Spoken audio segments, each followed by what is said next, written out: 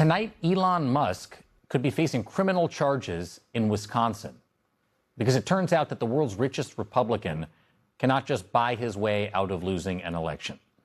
In April of 2025, just weeks after Elon Musk was seen on television upstaging Donald Trump in the Oval Office, you might remember that Wisconsin held a state Supreme Court election, the first big election anywhere in the country since Donald Trump was inaugurated for the second time.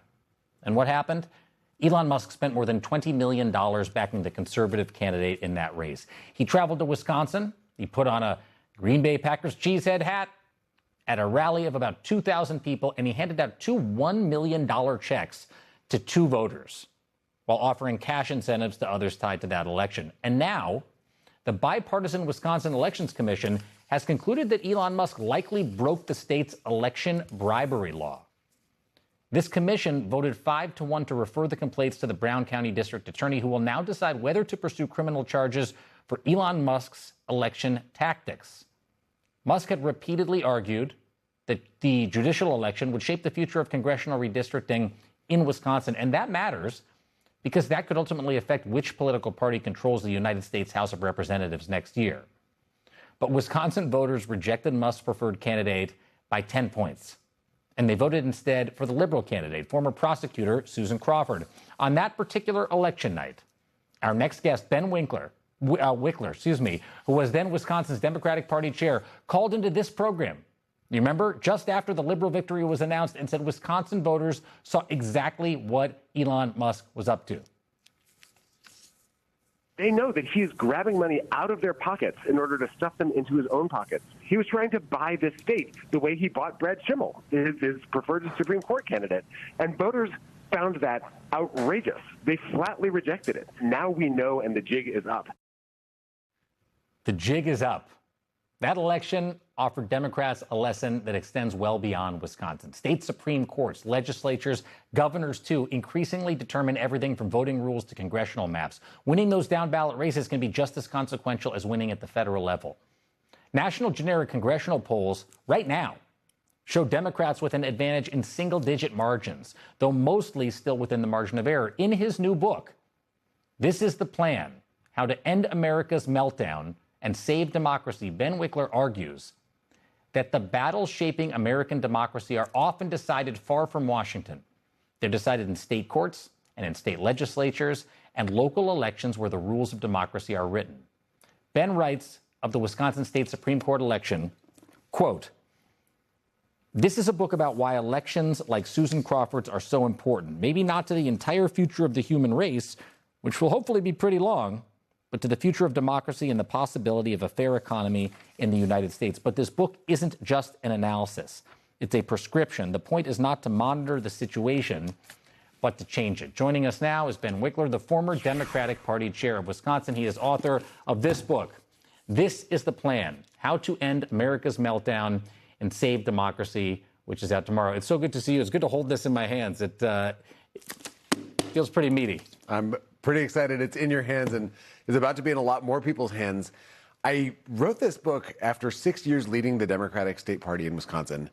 It was a state that not very long ago was more rigged, more gerrymandered, more voter suppression, more dominated by a far-right state Supreme Court than the United States of America is right now. It seemed more hopeless to people in our state, but thousands of people rolled up their sleeves, and we tested and we tried a million different ways to fight and win elections and figured out how to unrig our state step by step. So in this book, I take that blueprint, that battle plan, and I map it out on the national stage for what people can do everywhere in this nation to get us out of this flaming train wreck that Donald Trump and the current GOP have driven the United States into. It's the exact book we need right now, but this even more recent news, when you hear that the Elections Commission says that Musk may have very well broke election law in Wisconsin, what goes through your head?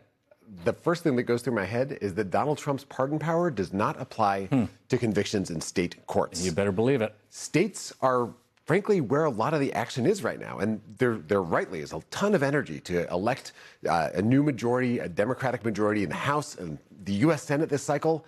but it's states that the U.S. Constitution puts in charge of running elections. So whenever Donald Trump has a freak out about the fact that he is so incredibly, hideously unpopular, he starts trying to come up with ways to take over the election system. He can't, as long as there are Democratic governors, attorneys general, state Supreme Court justices who stand in his way. They actually have the power over this. So this book is a battle plan to make sure that that line of defense is secure before we get to 2028 and his next chance to attempt a national coup. It was really amazing to hear you, to play back that clip that I think viewers of this program will definitely remember, and think about what you said on that night, that Wisconsin voters rejected the influence of billionaires in your state. Does this new development vindicate that? Absolutely. The opening scene in the book is Elon Musk going in Green Bay and putting that cheese head on his head and saying, this race will affect the entire future destiny of all of humanity. Mm-hmm. And he thought that he was going to demonstrate that as the richest man in the world, he had unchallengeable power, that he could buy whatever election he wanted, just as in the view of Donald Trump at the time and a ton of the country, he had bought the presidential election for his preferred presidential candidate.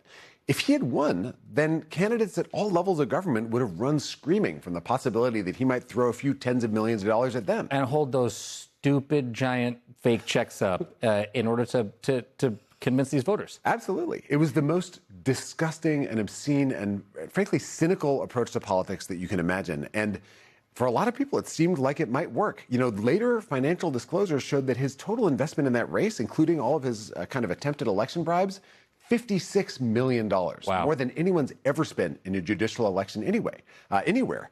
But we won in Wisconsin. Susan Crawford won that race, not just because he pissed everybody off, and not just because she was an amazing candidate, she was, but also because of this neighbor-to-neighbor organizing across the state, the unions, the grassroots groups that decided not just to fight in the big elections where everyone's paying attention, but to fight in every election that might affect the future of democracy in our state. And that's the kind of approach that we need now in this country.